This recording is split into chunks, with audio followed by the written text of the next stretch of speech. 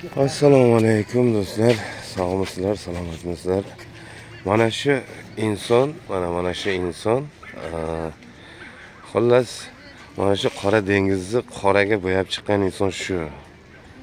Polnisi ustidan gruntovkasini berib, qoraga bo'yab chiqqan. Mana shu uchun kiyimlari ham qora, ichiniki ham qora, ichi ham. Aniq bilaman. Mana shu yerda dengizni qoraga bo'yab, endi osmonni bulutini qoraga bo'yayapti. Endi hozir qarang, mana patsimon bo'lib qolgan. Xullas shunday. Biz Gelenjikdamiz. Bugun mana shu ko'zga ko'rinmas, qo'lga tushmas qasoskor do'stim bilan sayohatdamiz. Xudo xolasa bunga ham omad tilaylar. Aslida-ku o'ta omadli insonni yana tilab qo'yaveringlar. Omadi kelmagan kunlariga Alloh taolo berib qo'yadi. Mana shunday, mana bugun bozor, Gelenjikda dam olish. Hammalarga xayrli kun, tun, hammasi bo'lsin. Ha do'stim, nima deysiz?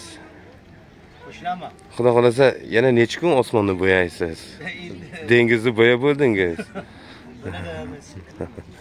Mana shu yerda hamma dam olish bilan ovora.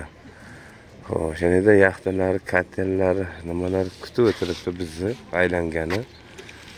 Biz Gelenjikga plyajida bugun dam olish. Ana shu binoni fasadini bizni bolalar qilgan.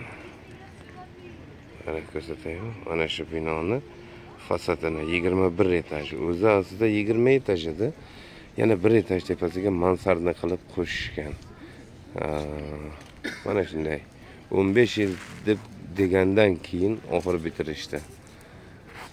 Yana go'zal joylari juda ko'p, buni ko'rsatishga vaqt yetmaydi. Telefonlarimizni pamyatiga sig'maydi hammasi. Bugun sizlar bilan yana bir bora g'oyibona ko'rishganimizga beadad, behisob hamd sanolar bo'lsin.